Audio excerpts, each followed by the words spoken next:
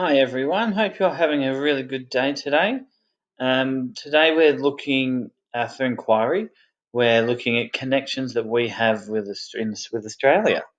All right, so we all have different connections to Australia, whether we've visited somewhere, we've got family, holiday spots, or even places we're really interested in that we'd really like to see.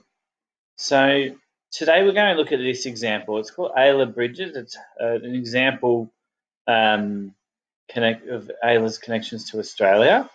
So what we're going to do is I'll go through it with you. So let's look at the first one here. I'll underline it so you can see. Is Ayla? Her family flew to Gold Coast for a holiday, and they had lots of fun at the theme park. So that's one of Ayla's connection. If I follow the arrow, I can see it's to the cross, and the cross is Gold Coast. I'm using this, so it's called a key, and that tells us what all the little symbols mean.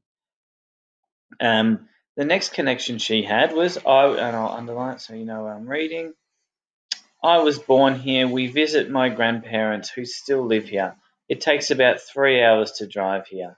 So I can follow the line and it goes to this little arrows, and that's in Bendigo. All right. So some of you may have been to Bendigo before. I've had holidays there. So that's Ayla's connection to Bendigo. I've lived in the suburb of Hawthorn since I was 3. All right, so that's in Melbourne. We can see that symbol. If I go to the key, it tells us that's Melbourne.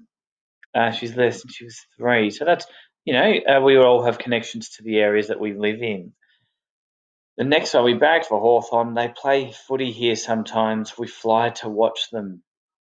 So if I follow the arrow, that goes to Launceston. So that's at the top of Tasmania. I don't know if many of you would have been to Launceston, but you can see, Hawthorn play there a bit. So that's another connection she has within Australia.